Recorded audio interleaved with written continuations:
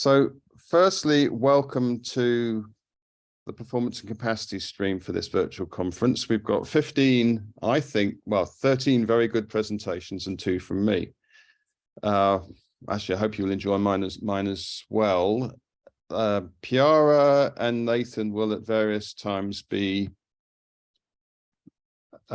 chairing the sessions. I'm chairing this one and actually presenting myself, which is an interesting challenge. And I'm hoping that Megan can admit anybody else who shows up because I probably won't see them at this stage. So anyway, good morning. zIIP capacity and performance. This is a presentation that has evolved over the years, and some of you I know will have seen earlier versions of this. I say evolve wisely because it's a topic where there has been news over recent years and there continues to be news. So I think this is an entirely valid presentation to still be giving so long as I try and keep up with that kind of stuff. And anyway, stuff does bear repeating, I hope. Please feel free to use the chat to ask questions. I probably won't see it until the very end. So just bear with me on that, because like I say, I'm chairing as well as presenting, and I'm not going to notice very much. So, okay, please let's go ahead. So some of these slides, because I've said it before, I'm going to do fairly briefly, but the meat of it I'm not going to do briefly at all. zIIP capacity planning is something that I think people don't pay enough attention to even now. And as I say, this presentation has evolved over probably 5 or 6 or maybe more years than that. And people still aren't getting it right. And as I say, it keeps changing. So with a bit of luck, I will impart some knowledge here that you will find of some use. So this is my funky attempt at an agenda. So I'm going to give you 5 things that I hope you will remember. Actually, I hope you will agree with, or maybe you'll have your own views. A little bit on the importance of zIIP capacity planning, because just by showing up, I kind of think you think it's important anyway. Some really quite old news and some newer news. Then we're going to talk about the criticality of getting it right for DB2. Then we'll get into really the how-to somewhat. So this is where it gets a bit more serious. Then some performance topics and some miscellaneous topics, and then wrap up. And there is an appendix here, which is some stuff which former members of the DB2 SWAT team gave me. So this is John Campbell and Adrian Burke, who are now no longer, well, John has retired actually. And Adrian's no longer with IBM, but they gave me some useful backup material. I don't intend to present that. I do intend to present the bulk of what you see on the agenda other than that. So let's get into it. So let's start with the 5 things I'd like you to consider. Firstly, I think please take capacity planning for zIIPs seriously because it's become more important. I think the message of paying a special attention to what percentage busy represents full, I think is kind of important. There is real value, and I want to spend a lot of time on instrumentation actually, on measuring zIIP potential and usage down to the address space level. I could say at this point that my other presentation tomorrow will be about architecture, and I think some taxonomy when it comes to zIIP usage versus things that don't is going to be useful, but actually I have some material on that in this presentation as well. I think you need to think carefully about LPAR design. That seems to be an emergent theme over the last 10 years anyway. I guess it's always been true, but even more so, and it's more complex now. And here's a key one. People will shove new zIIP eligible work onto your beloved LPARs. They may not bother telling you. This is the same old story, which is part of the reason for the architecture presentation too. People won't tell you stuff that they're doing. A lot of the new workload will be thoroughly zIIP eligible. And I've got some examples here, a little bit in depth actually, on some of the examples in this presentation. So those are the key points I want to get across this morning. Okay, so that I want to do the importance of zIIP capacity planning relatively briefly to make room for other stuff. So people really don't do zIIP capacity planning terribly well, or performance for zIIP terribly well, for a bunch of reasons, mostly around the economics of they're not nearly as expensive as general purpose engines, however you look at them. And typically their utilization hasn't been all that high. And the consequences for undersizing zIIPs, one would have said at one point, weren't disastrous. Now I'm shifting towards they are quite serious. So, you know, lazy people don't do zIIP capacity planning. People with very little time don't do zIIP capacity planning. I'm hoping, though, that just by showing up, you're in the self-selecting group of people who do think this is important, and other people really should. So, you know, it's not consequence-free, particularly these days, to run out of zIIP capacity. There's lots of logistics involved in this. And the new stuff is, as I say, increasingly likely to be heavily exploiting zIIP. And getting it wrong is impactful. One interesting footnote at the bottom here, I'm not sure if you can see my pointer, but anyway, batch window is an interesting time. It always has been, but it's even more interesting now because that often is a time when zIIPs get under stress for a couple of reasons. One is that's when people run utilities, and a lot of that work is zIIP eligible. And the other thing is people are running a lot more newfangled, you know, Java batch and XML processing batch and stuff like that. So I would say keep in mind the busiest time for the zIIP pool might not be during the day. It could well be, it might not be. As always, pay attention to the timeline. So I've said a couple of times now, things are changing. We're getting more zIIP exploiters. And actually what I haven't said yet, and I'm going to say it now, is some of those zIIP exploiters are more performance critical than some of the very early ones. So I'm not going to take you through the whole list here. I'm going to be talking quite a lot about DB2 from version 10 onwards. I'm probably not going to talk a huge amount about SMT, and I'm probably not going to talk about the rest very much, because these are quite old things that we will all have learned to roll with. The DB2 one, though, I think is so important that even though it's not new news, I want to spend time on it. Somewhat newer news. Again, you know, you may think that zOS 2.4 is new. You may not. You know, 2.5 has been out for almost 2 years, well, a year and a half now, hasn't it? So 2.4 not necessarily new, but maybe new to you in your shop. I know customers who are on 2.2, not many. I know quite a few on 2.3. You know, so moving to 2.4, 2.5 presents new opportunities. So zOS container extensions, or ZCX. See what I just did there, Z and Z in the same sentence. Never mind. Hard to say ZCX really. You know, that's something that may be in your future or in your present, hopefully not in your past. You know, we've got more things like high performance unload, sometimes using zips. We've got system recovery boost. So you might be, again, you might be on Z14 or possibly Z13. If you go to Z15 or Z16, system recovery boost is something that could well happen to /4 at you. We've got new funky stuff. Well, not that new, like Spark exploiting zIIP. This is kind of interesting one. The zOS 2.5 WLAN managed initiators being sensitive to zIIP capacity, and hopefully I'll have time to talk to that point. You know, and so it goes on, and I haven't got zOS Connect on this list actually, and maybe the next iteration of these slides I will have that. More exploiters all the time, not necessarily widely trailed exploiters, but nonetheless ones that can drive capacity.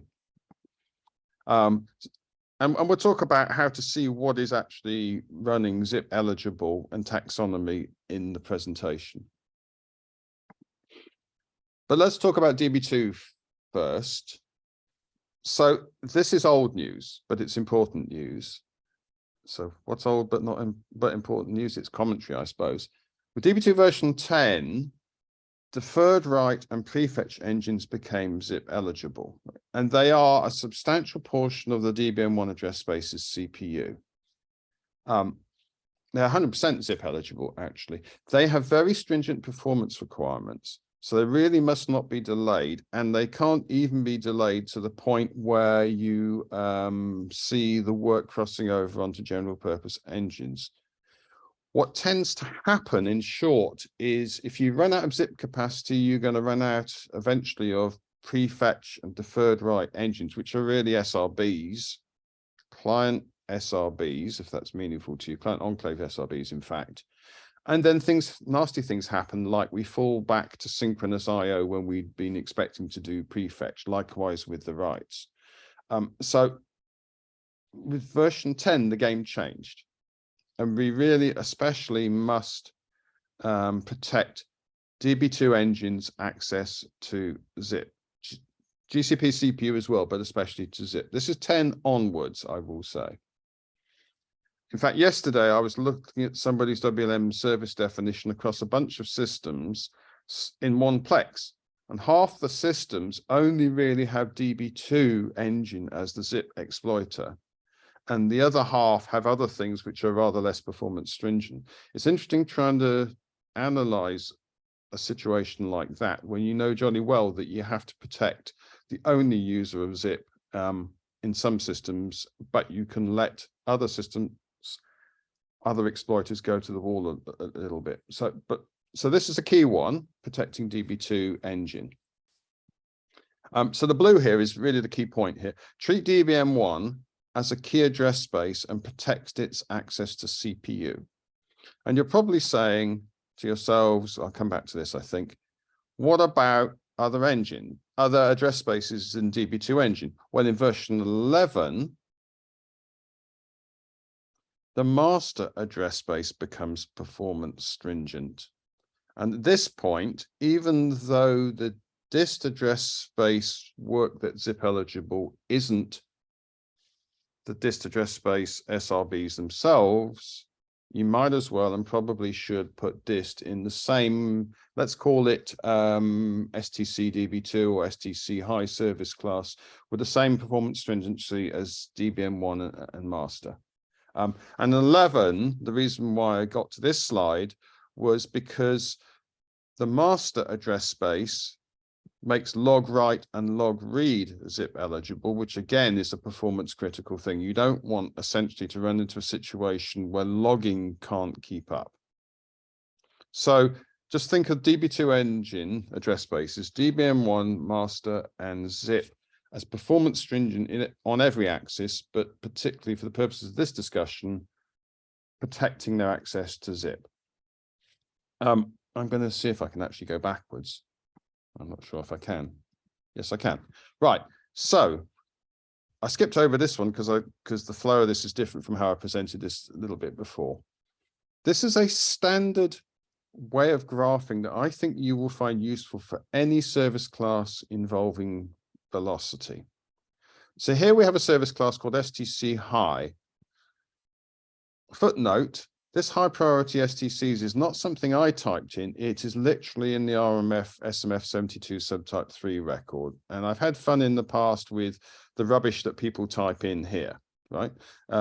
Because I automatically pump it out because the legitimate reason would be, so I know what STC high is as if I didn't already know it's high priority STCs, at least rhetorically. Like all comments in code, it's only as good as its own accuracy, right? Which is highly variable, isn't it? Anyway, the green here is the velocity goal for the service class, which, as it says here, again, auto-generated from the data, 70% velocity. Along the x-axis here, what I have is the general purpose engine CPU utilization for the service class in this system. And this is not centered because I've obfuscated or taken away the actual SMF ID, right? Now, each of these data points is a different RMF interval. The different color blobs and shapes is for different dates, right? There's a clear trend here that when the utilization is low, the velocity obtained is pretty darn high, pretty close to 100%. But obviously, from the slope of it, you can see if workload built up, the velocity obtained would go down and would continue to go down. So say this is a general purpose way of graphing velocity attainment versus goal against busyness, whatever we mean by busyness. Now, the key thing here is you don't really want this, if it's containing DB2 engine, to be slowing down. The likelihood is, particularly with IO priority management enabled, that it's slowing down because we're getting delay for CPU and quite probably delay for zIIP. So this is a useful depiction of a not particularly protective goal of 70%. Now, if you're going to persist with IO priority management, and there is a presentation from a friend of mine in this virtual conference on that whole subject, you probably need a goal higher. You may well want to pull DBM1 and master out of STC high into their own service class with a higher goal. This is a bit of an art form working out exactly what to do, but those are the sorts of thoughts I would have. So if I go past 11 and into 12, I can do this incredibly quickly. There is yet more zIIP eligibility in DB2 engine, varying degrees of criticality, though some of this stuff is very critical. So the message protecting DB2 really doesn't change. The detail gets enhanced, but the message doesn't change. Okay. The next point to make is that DB2 engine itself is sensitive to IIP on a priority. The key point here is if IIP on the priority is set to no, then DB2 won't even try to use zIIP. And then we're into how do you protect DB2 engines access to GCP CPU, right, for both master and DBM1. Hasn't got anything, by the way, to do with DDF enclave dist zIIP exploitation. That's a completely separate thing. So just be a bit careful about IIP on the priority. Now, by the way, it is only checked at the system level, and it's checked at DB2 startup. If you are doing IIP on a priority yes, and then disabling it at the service class level, that's not the check that DB2 engine is doing. And another point to make here is SMF30, one of my favorite SMF record types, as I think you'll see in a minute, and actually in my other presentation, will tell you, if you ask it correctly, what the regime is for DB2 engine address spaces. So you can do the analysis, you can know what's happening. And actually, as you'll see in a minute, you can tell how much zIIP CPU the DBM1 address space is even using. And if it's nothing, then that's an obvious red flag. Okay, so I've given you the obligatory lecture on DB2 engine protection. Let's start talking about instrumentation a bit more, and I've already given you a little bit of that. Okay, so in this game, the main sources of information are going to be, firstly from RMF, SMF 70 and 72 subtype 3. So that's system level, machine level in the 70 case, and 72 subtype 3, workload service class, report class level. From ZOS itself, SMF 30, as I previously mentioned, SMF 113 and 99 subtype 14 at the processor level, which I will touch on briefly. And from middleware, and now this is where ZOS Connect probably should be added to this, particularly from DB2 and from Kix, we've got the accounting trace for DB2, SMF 101, another one of my favorite records, and then SMF 110 Kix statistics trace. Give some information at the middleware level. And for products that use zip and use the IFA usage macro for usage pricing, SMF 89 subtype 1 includes zip usage by product in the usage data section. By the way, and I'm not sure this is later in the presentation, SMF 30 doesn't have a companion field in its usage data section for zip usage by product. And just a footnote here, SMT adds considerably to the complexity of the metrics. So let's start at a high level with at the machine level, really. From SMF 70 subtype 1, you can see how busy the zip pool is, just like you can with the GCP pool and sort of with the ICF pool and with the IFL pool, right? So this is just a diagram that says, look, you can see the dynamic day on day. Some days are busier than others. The shape is generally the same. Not necessarily a particularly interesting example of a day-on-day analysis. Interesting, this is 2013. I'm going to have to guess who that was because that's a long time ago, isn't it? Equally from partition data, this is summing up all the partitions, by the way. This on the right-hand side is breaking it down by partitions. So you can see one partition in particular, whoops, is considerably bigger user of the zip pool than the rest. And that's a fairly basic thing to feed into the LPAR design considerations you'll undoubtedly get to. 72 subtype 3, and I probably should change the color on this one. You can break down the zip usage by service class or report class. This particular case, by the way, is zip eligible work that actually ran on a general purpose engine or general purpose engine pool. So here we got STC medium is the one with all the eligibility for zip. So this is, I just want to introduce the idea that you can do zip on GCP, which we'll talk about again later, as well as zip eligible work running on a zip. Okay. A sidebar, which I think will be useful, and will kind of explain that deterioration of velocity earlier. The way we calculate velocity, and this is not my calculation, this is the standard calculation, is to take all the using samples and divide them by the using samples and the delay samples, whatever category those actually are, and turn them into a percentage. So that's how we do a velocity calculation. Now, the reason why I rehearsed that formula is because I want to talk about what the samples actually are. So for velocity goal service class periods, you get, as I say, samples. Let's park the whole zip thing for a second. For work that's not zip eligible, you get using and delay samples for things like CPU and IO, and those are the primary ones, general purpose engine, CPU, in fact, and IO, right? These are the sample counters that affect the velocity calculation.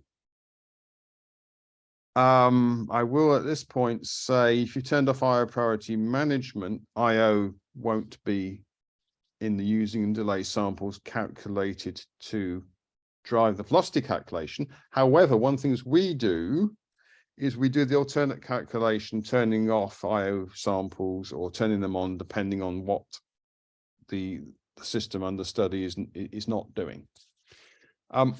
Now, with zip eligible work, you get more samples. You get using and delay samples specific to zip.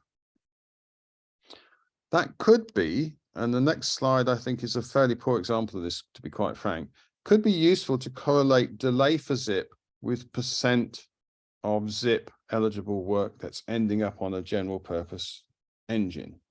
Could be, but it's a bit more complicated than that. So some notes on this. General purpose engine samples actually include the zip eligible work that ran on general purpose engines. So you have to subtract out the zip on GCP to get, as we now do, GCP only work running on GCP, or work that was never eligible for a zip that ran on GCP. So there's that small gotcha. You may end up with double counting if you're not careful. I will say, in fact, that for CPU-like samples, the using is based using is based on time rather than actually sampling. I will say, and this is kind of back to why this correlation is a bit fraught, 0 zip on GCP number is not necessarily a sign that all is well, because it could be we couldn't get the needs help mechanism to work because general purpose engine pool was equally stressed. Equally, work with the zip AWMT mechanism could still be delayed for zip, but ultimately run on it, and it wouldn't show up as zip on GCP under those circumstances. So be a bit careful with this. The numbers aren't necessarily quite as straightforward as they might appear. Conversely, non-zero work that's zip eligible running on a GCP might not indicate a problem. So, for example, there are some ZOS locks that make the waiter run on a general purpose engine. So that will show up as zip eligible, but running on GCPs. So careful with the numbers here when it comes to sampling, but they are generally a useful way of carrying on. Okay, I'm probably going to skip this one, I think. Oh no, just very briefly. As we'll see in a bit, DDF work, which is what this service class is, tends to split 60-40 zip eligible. So this is the blue, zip on zip, and general purpose engine, non-general purpose engine. So 60-40 zip to GCP. The green here is actually zip eligible work that ran on GCPs. Okay. So it's quite a nice stack up. You don't necessarily need to graph this by time of day, but it's just an illustration of the point using the samples. And actually, to be fair, that's a slightly older version of the graph than we use nowadays. Now, the next key point is it's worthwhile understanding your exploiters, not just to understand the high stringency CPU stuff like DB2 engine versus the rest, although I think that's kind of important. So exploiters come in different shapes and sizes. I kind of think of it as our equivalent of the particle zoo. Coming in different shapes and sizes, they leave different footprints in the data sand accordingly. And as I say, they likewise have different criticality levels, which, to repeat the point, really ought to be reflected in your workload manager setup. We have dependent enclaves, whichever way you want to pronounce them, and some of you will probably pronounce them again differently. Over a beer in Atlanta, I'm sure at least one of you will tell me how she pronounces it. Dependent enclave. Best examples of these are DBM1, prefetch, and deferred write engines that we've already talked about, right? That runs in the address spaces service class. Independent enclaves, for example, DDF work, runs in its own service class, independent, hence the name, of the address space it's running in, which would be the DB2 dist address space. Then we get really what I should call the rest, which is really ZAP on zip, which is former ZAP eligible exploiters such as Java, not JNI, but such as the rest of Java, that would have run on ZAP if we still supported ZAP, but now run on zip, and very similar things that are inherently zip enabled. So an example of this, as I say, just to labor the point, dependent enclave for DBM1 address space is performance critical from DB2 version 10 onwards. And that's a key piece of analysis. How much of that have I got? Now, normally when I present this is an eye test. You can possibly read it. This is just quite an old example now of a fragment, because it's now the list is much longer, of address spaces with zip eligibility classified. So down the side, you can see the job name and program name, and these subtitles are really different service classes within workload STC, it turns out, STC high and STC medium, and vaguely useful, in this case, very useful, report classes. I'm getting hotter, by the way, on good report class structure, because I think that that can really help people getting it right. And so many people get it wrong. And this one, STC C auth. Now I'm thinking this is Kik's other. Well, we've only got 8 characters, so they've used 7. That's not too bad, right? Let's take the bottom one first. So this is a bunch of Kik's transaction gateway address spaces. I know it because the program name is CTG batch, which is mnemonic. And in my architecture work, I will use that as a mnemonic for CTG. And here's the address space names. Here's the TCB time. Here, by the way, this is all zip on GCP because this customer did not actually have zips at the time. So this is the headline number. And here we see all of it is in the other category because CTG is basically running Java with presumably some JNI. Hence the 0.12, despite the nastiness of rounding here, you know, not helping us realize there's a bit of a difference between this and this. Compare and contrast that set of footprints in the sand with the DB2 engine. This is version 10, where we've got all, for DBM1, all the zip on GCP work is dependent enclave. As I say, defetch. It's a good contraction, isn't it? Deferred write and prefetch engines, as opposed to the dist, where all the CPU that is zip eligible is an independent enclave. So that's exactly what I said before, but this is an example of it, albeit old, but I think it's useful enough to persist with this one.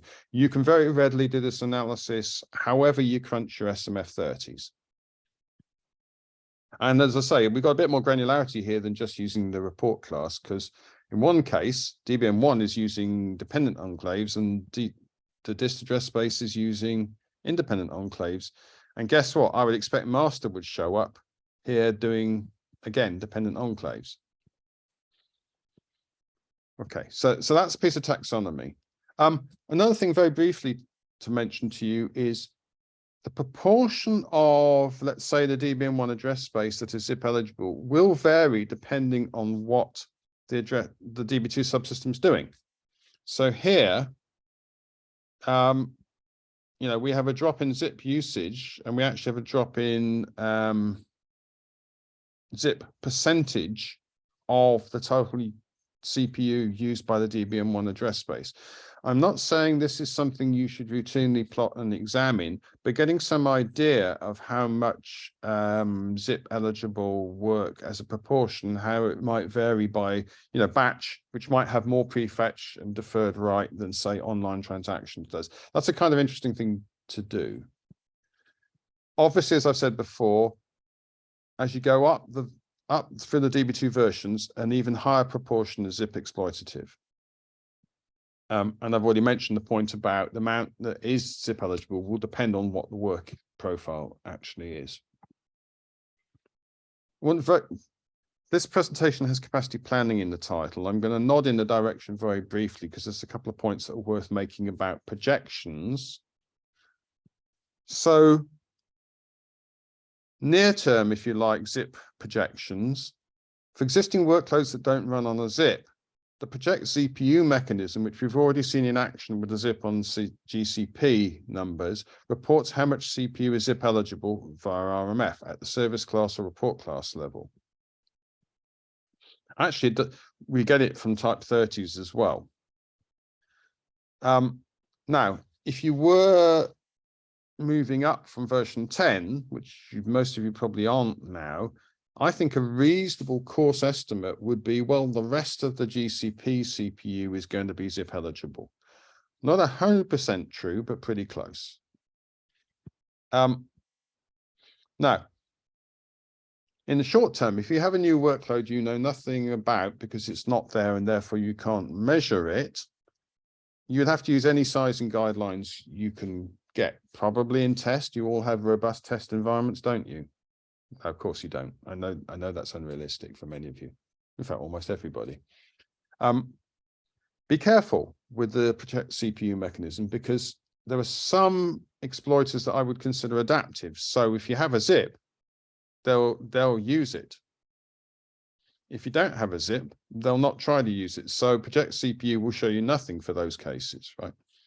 And this is why I cop out completely and say, from the point of view of capacity planning, projecting into the far future or medium future is just the same for zIIP as it would be for GCP. So whatever methods you use for forecasting from those points of view probably are good enough, and the only thing you can reasonably do for projecting zIIP into the future.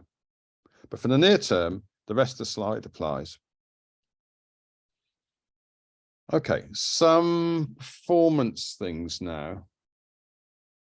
One of the key things I want to impress on you is you need some care over LPAR configuration.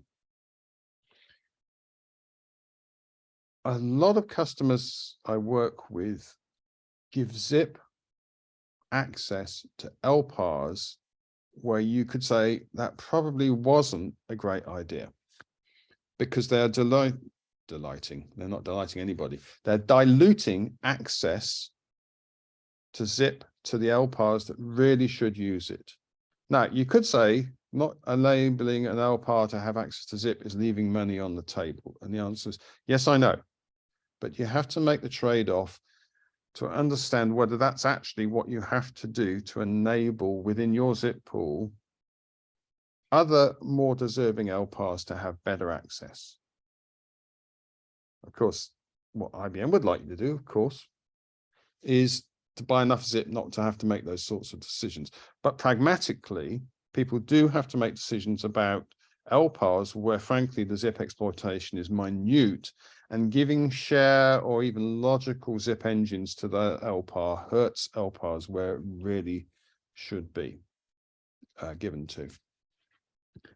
So that's the first point. The next point is that LPAR weights need a special care. So, for example, the need help mechanism works best where it's a vertical high logical zIIP that's asking for help in a timely fashion. Because vertical mediums or vertical lows might not invoke the needs help mechanism soon enough, particularly for the stringent exploiters.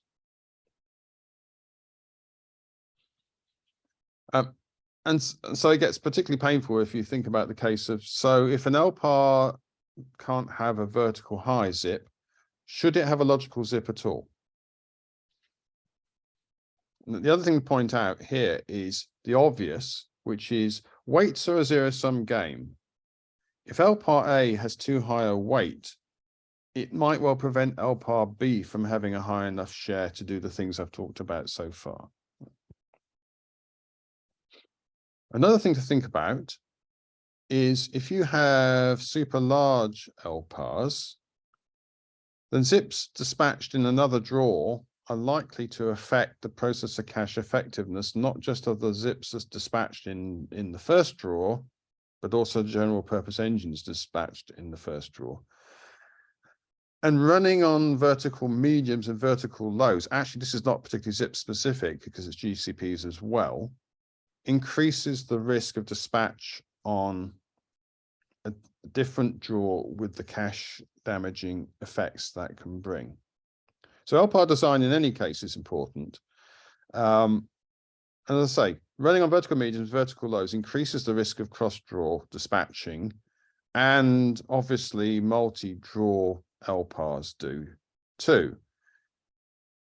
And you might well find that most of the time you're running with your LPAR running happily within a single drawer, but unpark some vertical lows and suddenly you're running cross-draw.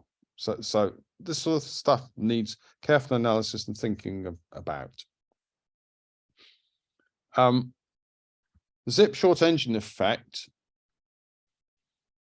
is really a case where you have relatively low zip usage sharing a zip, and there's potentially a high latency in that logical zip being dispatched.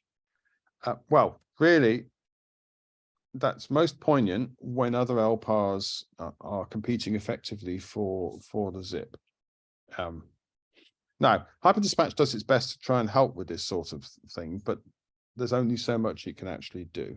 So I'm really particularly, again, concerned with small LPARs, single zip LPARs with low weight, and particularly the compounding factor where the primary or only thing really wanting to use zip is going to be DB2, DBM1 engine, well, or master for that matter, DB2 engine really. Because there, nobody else is going to take the early bath. It's going to be the DB2 engine that is going to take the early bath. So under those sort of circumstances, again, you might consider not configuring the zip, a zip to the LPAR at all. LPAR design being a bit tricky. Okay. So we have somewhere between 15 and 20 minutes left. I want to talk about some other interesting miscellaneous topics.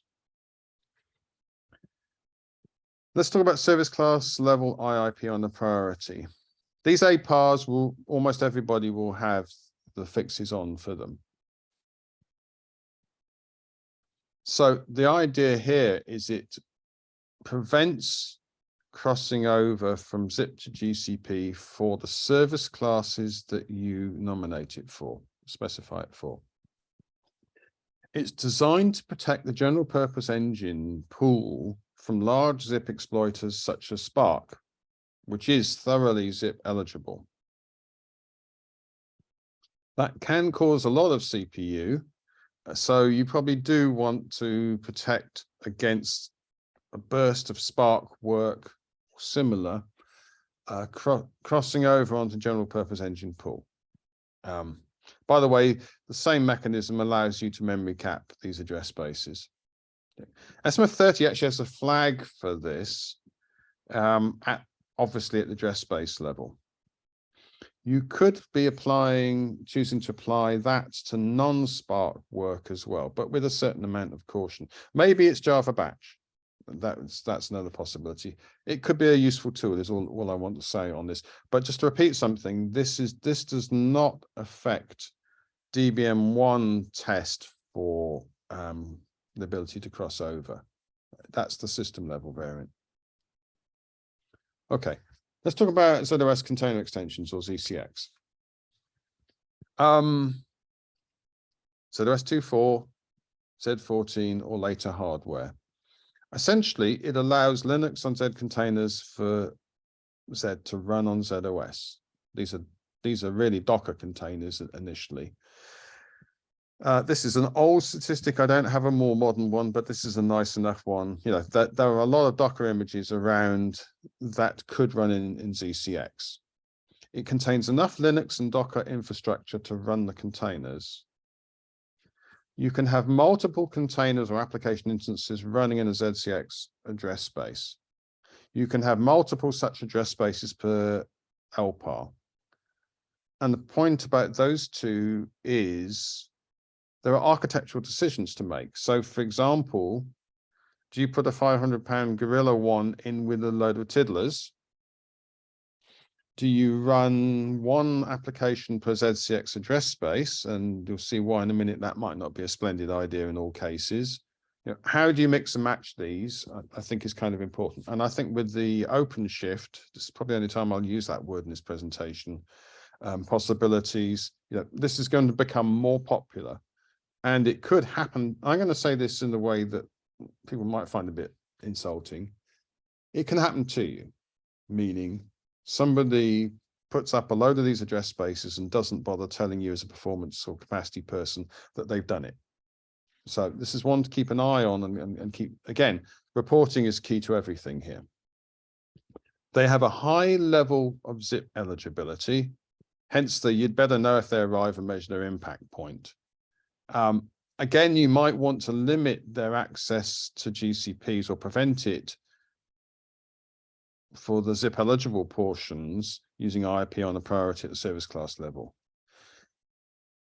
If these applications talk to DB2, they could well have a knock-on driving effect on DB2 zip usage. So you need to know if zCX is going to happen. And no, I don't have a downer on it. I just think it's significant. It's a good example of a significant new user of zip. You define how many virtual CPUs in the parlance each address space has. These map onto TCBs, but are seen as processors by the Linux infrastructure. And these control access to zip. So, you know, if you have 4 engines or 4 virtual CPUs, they could use up to 4 zips or 4 zip threads anyway, if we were talking about SMT. I'm throwing in gratuitously a couple of APARs that Nick Matsakis and Anthony Giorgio mentioned to me, because they're kind of important for the performance of this, and you might as well know them even if this is supposed to be about zip. So initially, they used 4K preferred fixed pages to back the storage. There's an APAR here, which now does a couple of things. One of them is it includes large page support, and this is long-term page fixed storage starting at 2 gig minimum per address space. So nice characteristic there, lots of storage, long-term page fixed. This API introduced the ability to use large page frames, so 1 meg and 2 gig frames. It also introduced some other zip optimizations. Now, if you've downloaded this presentation, this is a live link to a nice paper by the pair of them. Right? Also, one thing worth pointing out is with this APAR, in general, about 95% of the processing done in zCX will be zip eligible. Okay. I've also made the mention of the 2 gig minimum, and that's probably a very bare minimum for an address space. Hence, my comment, you might not want to give every application its own address space, and it may not be 2 gig, it may be 4 or more. One note here, if you happen to be running on an LPAR with more than 4 terabytes of storage, as of 2.5, because zCX can use 2 gig pages, if they do, those pages can be above the 4 terabyte, I don't know what we want to call it. We've had line, we've had bar, what on earth you call it, I don't know. But anyway, above 4 terabyte real. So that's a possibility for some. And here's a live link, planning for zCX memory considerations. Another APAR here with some scalability and zip eligibility increases, particularly for larger address spaces. So the more virtual CPUs, the greater the benefit. Context switching is one of the things that kills zip eligibility and performance in general. And this APAR, one of the things it does is it gets rid of almost all of the context switches from zip to GCPs. So saving path length and giving more zip eligibility. And some comm server APARs that also have a positive impact and actually increase the zip eligibility. So you almost certainly will have this maintenance on. One of the things I like to say, and as an old-fashioned SE, it's probably part of my marketing DNA to say it, is zCX you shouldn't think of as one and done and therefore ignorable. It's something where there's continuing effort and continued effort in refining. And these are some examples. This wasn't meant to be a marketing pitch, but I think you need to be aware of these, particularly as they affect storage, but as this is a presentation about zip, they affect zip too in a positive way. Okay, let's talk about DB2 again briefly, because I have a nice example coming up. DB2 accounting trace, SMF 101, gives you some very nice sets of numbers on zip eligibility and categorization below that nice grid I showed you earlier with the CTG batch address spaces and the DB2 engine ones. And by the way, my DB2 DDF analysis tool, which is open source and licensed under an MIT license, reports on the zip eligibility and usage using the accounting trace for DDF. Free advert there, Martin. Okay. Now, this is a nice example.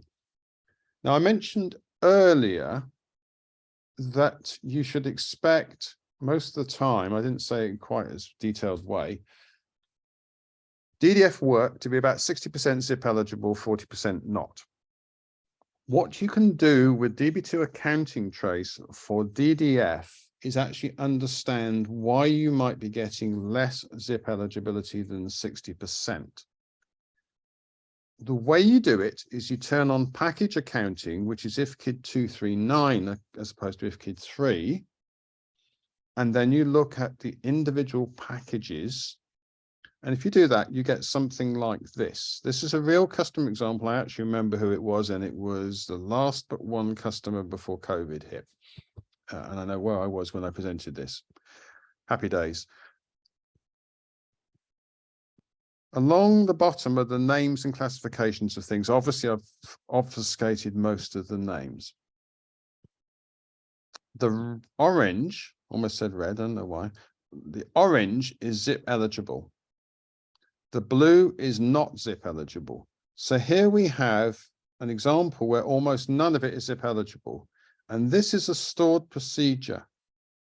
And this is a non-native stored procedure, meaning it runs in a server address space. So typically that means additional application logic over what SQLPL will allow. Those are not zip eligible even coming from DDF. Hence the very small zip eligibility.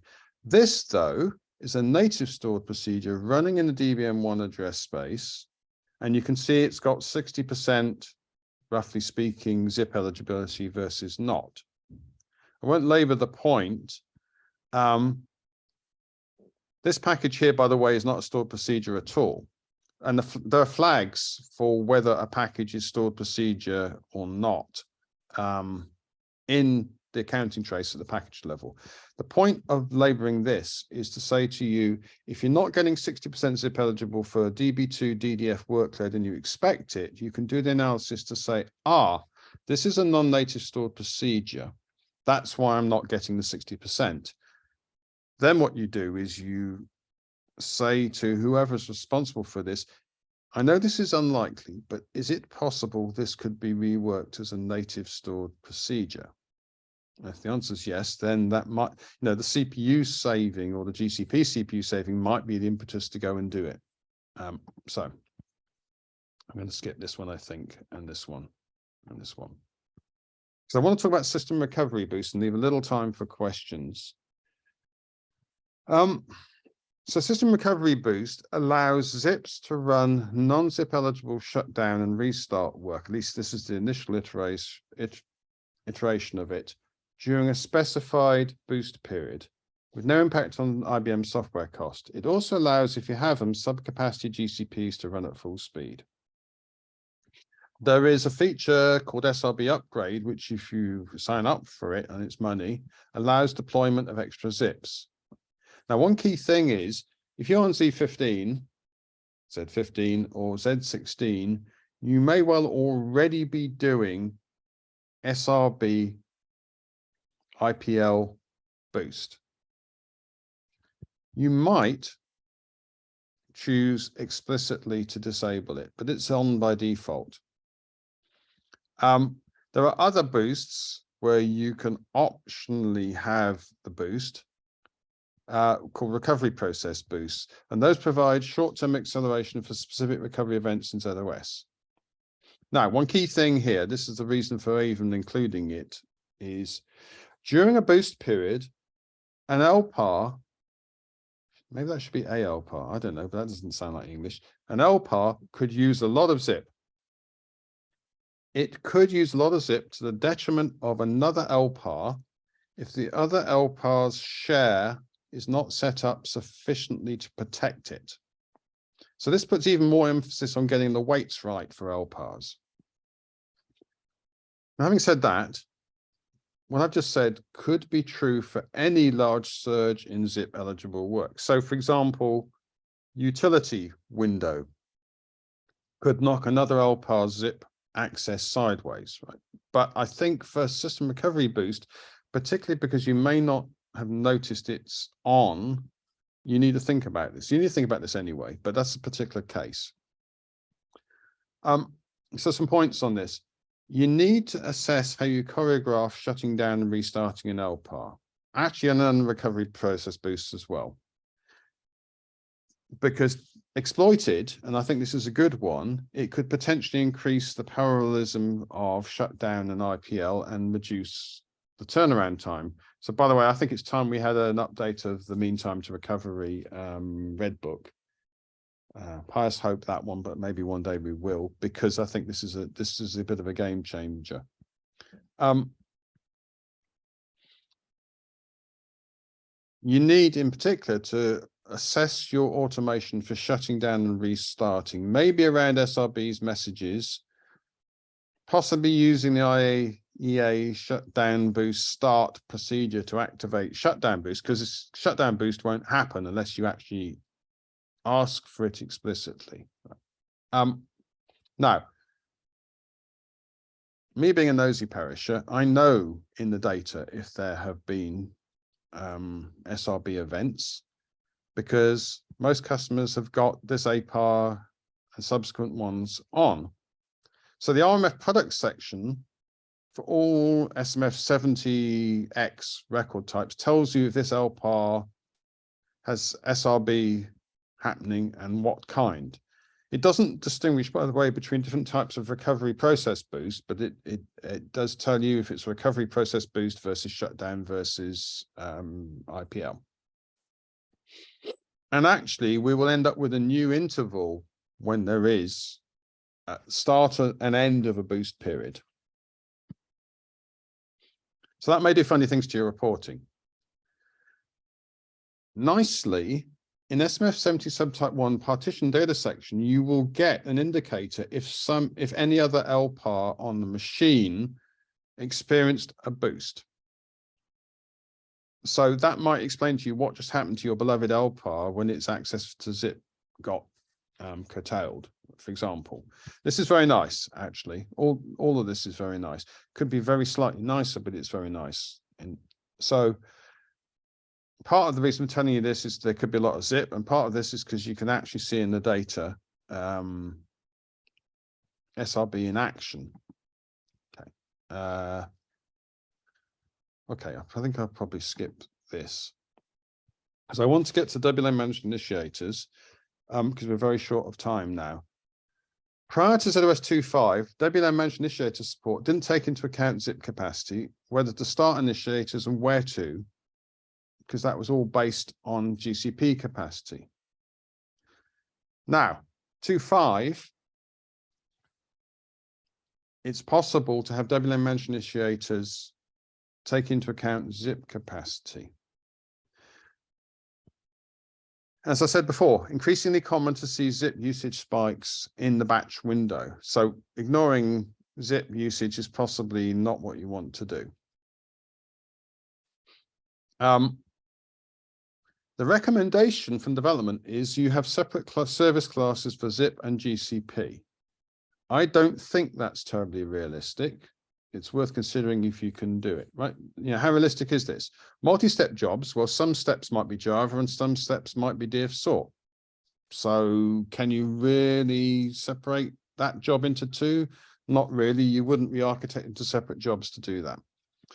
I'm not a big fan of proliferating service classes. This already happens way too much in my experience for batch, for WLM managed versus non-WLM, for example. So the other point to make about this before I finish is WLM isn't clairvoyant and only knows about recent service level statistics. It doesn't know what a job is going to do. Right? Again, it's a bit like WLM managed DB2 stored procedures server address spaces. It's not an accurate prediction. It's using statistics to attempt to understand the work coming at it. So this might well be useful. It might be very difficult. Okay, just to wrap up, capacity planning for zIIPs has become much more important. Pay special attention to what percentage busy represents full, because it's probably lower than for GCPs. I've shown you how to measure zip potential usage down to the address space level, and that's a useful thing to do. Consider your LPAR configuration carefully for zips and be aware of new exploiters and changed in nature exploiters, because they can significantly change the demand for zip. So those are things I really wanted to get across. Some of those will be very familiar to you. Some of them may be slightly less so. So I'm going to see if there are any questions. We are officially almost out of time. Okay, so if you have a question, please ask it in the chat right now. Then any hurry in getting off the mic is basically to enable the next session, which is actually one I'm chairing anyway. But if you have any questions, please ask them now. I'm very happy to entertain them. Otherwise, most of you, I think, know how to get hold of me.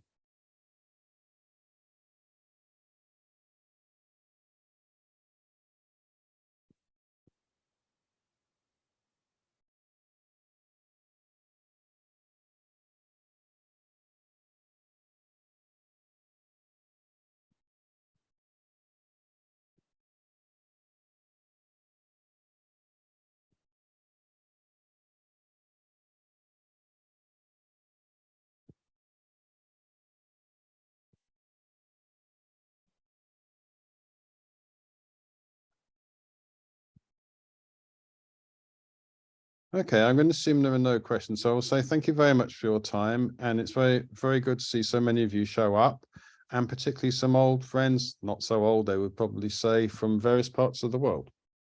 So the next session will be at 10:30 UK time, which I will be chairing, but I won't be speaking much. All right, talk to you all in a bit. Bye for now.